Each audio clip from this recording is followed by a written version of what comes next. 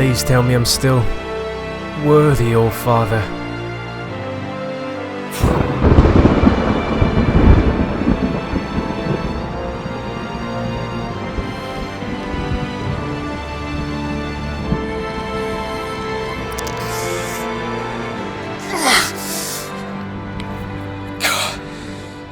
I'm still worthy.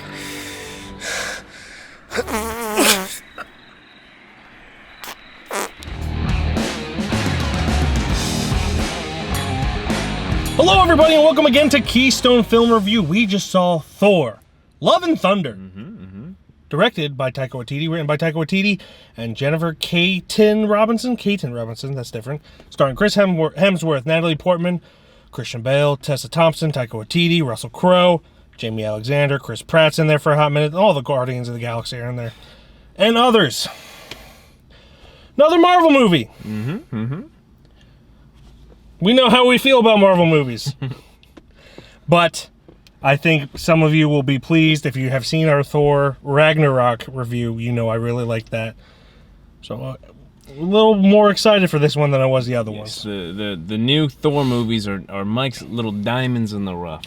They are, yes. He does do love them Taika Waititi movies. Thor 1 and 2 had to be horrible so that they could just say, we don't give a shit, Taika Waititi, do whatever you want. And then it became gold. Those walked so these could run. Yes, exactly.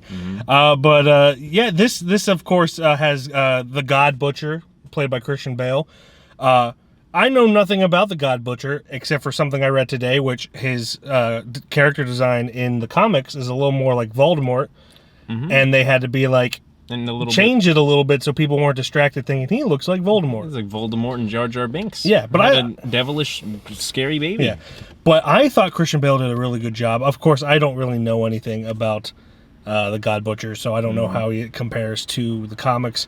But for this movie, I thought it was a really great villain. The best villains always have motives that make sense and anyone could understand.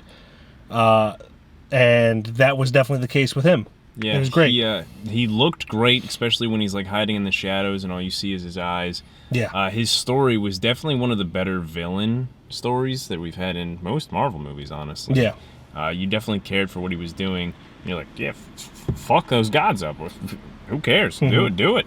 And it's just really compelling just to see him perform in front of all of this Thor and funniness. Yeah. And it's really just his look, his eyes specifically. His eyes were like the best part of his whole thing for me, and just how menacing he was, just hiding in the shadows. He's like,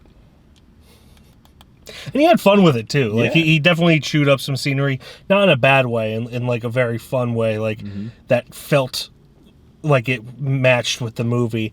When he kidnapped some kids, is that a spoiler? No. Yeah, when he kidnaps some kids, he like does a lot of like he talks to them like they're kids, and he's like a kids show host, but is doing and saying really fucked up things, which is really it was funny in a dark way. It was like a kind of a Joker kind of thing, like animated Joker, just like being really villainy, but getting a gag out of it. Yeah. In a way. Yeah, definitely.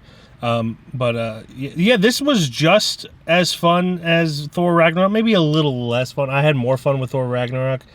I think a lot of this one, what took me out of it, it was genuinely really fun, but you could tell that there was going to be a lot of like marketing. Like you're gonna be selling shit. So here's Thor, lots of toys. Here's Thor with 6 different suits throughout the whole thing, and Russell Crowe as Zeus. And which she was great too. Jane Foster and hers and all that. But like it just felt like there was just so much unnecessary like shit that they looked like they were gonna sell, and it definitely didn't have the Jeff Goldblum touch that the last one had so very much. It still had all of its like perks. It was great. Like it was a very funny movie, but there was just what could have made it great. Just felt that one thing that was like just off about it. Yeah, you could tell that they tried to make it more dramatic in a way, and in a way I appreciated that more. Because of that, I didn't have as much fun as I did with Thor Ragnarok. Yeah. Just because I don't really care about these movies or these characters too much.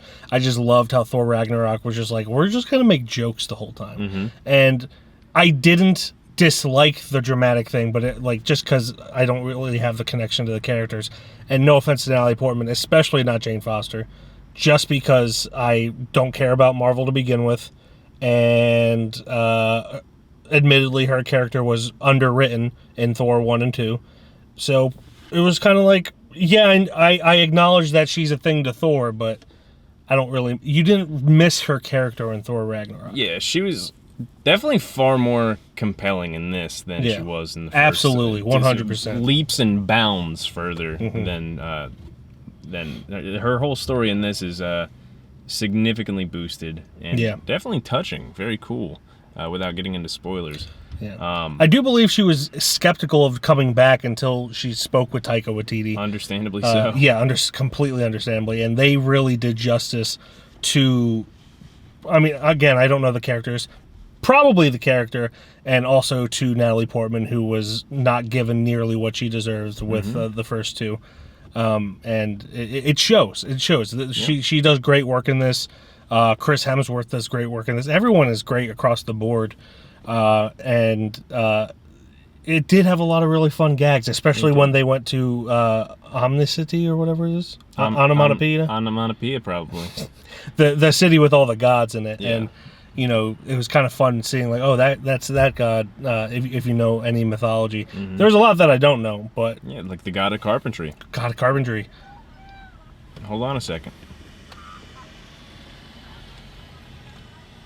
So there was all that. Yeah, and of course Zeus was great as well. He was very flamboyant as Zeus, and the fact, obviously, I'm not knocking him for being fat because I am also fat, but the fact that he was fat made him so much funnier as Zeus. Yeah. And it's not like the fatness wasn't the funniness; it was the fatness wearing an ab armor. It was the way Russell Crowe.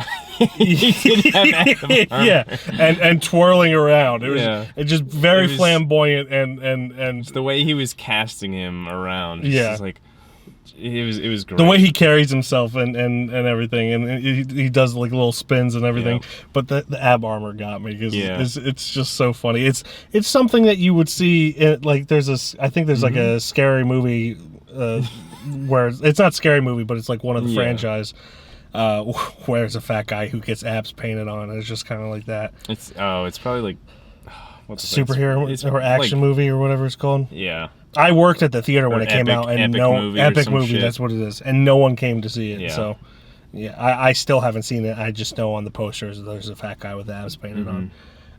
But yeah, it was just really funny, and of course it has Taika Waititi's trademark humor. It's just it's a fun movie, and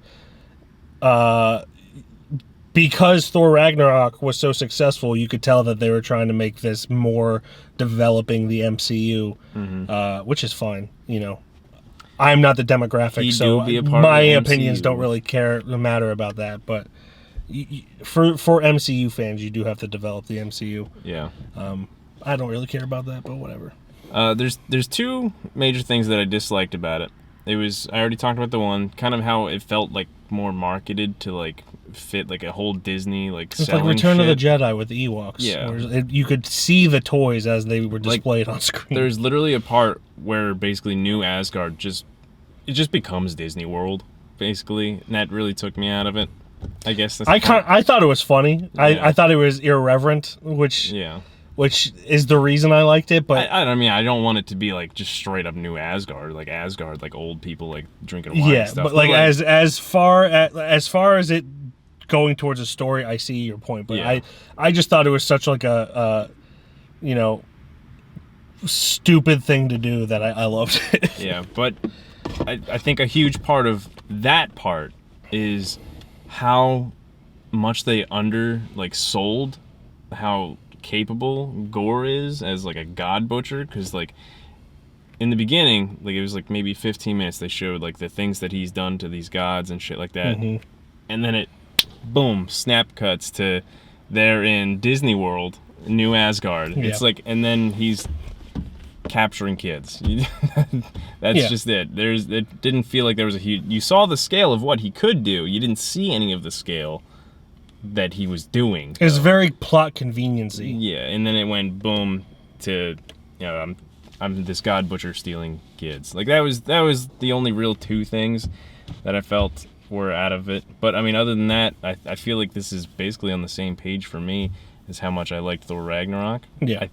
I think I might like that one a little bit more. I'm still fresh in my mind. I definitely do like it a little bit more. Jeff Goldblum definitely cherries the top. Jeff Goldblum, and with me with these movies, I go more for the jokes than anything. Mm-hmm. Again, these movies are not made for me.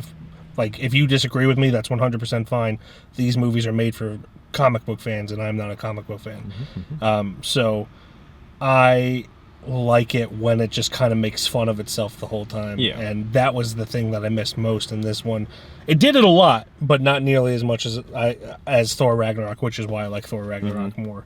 But it's a fun movie. It's definitely one of the better. It's one of the better MCU movies in a while. One of the top tiers for sure up there. Yeah. Top 5, I don't know, maybe not, but it's top 10 for sure, probably. Yeah.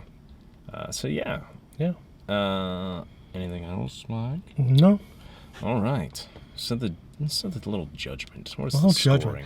I don't even know what I gave Thor Ragnarok, to be honest. I gotta check that. Yeah, let's check that. We can't go over what we gave that. I think I gave it a 4.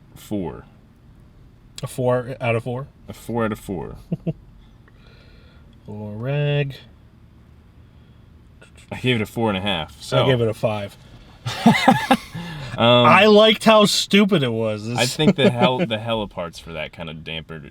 I really like Kate Blanchett, so that didn't. No, really I love mess her. it. I Yeah. think they just under the story developed, and it was shoehorned in. Yeah.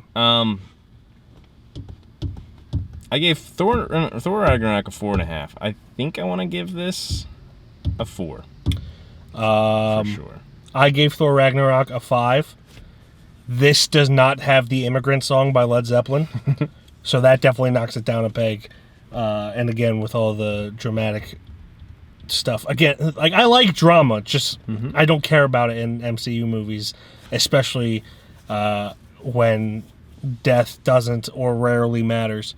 I would give this a 4 as well. Oh, so, look at that. Mainly because there's no immigrant song. No immigrant song. That's the best part of Thor Ragnarok.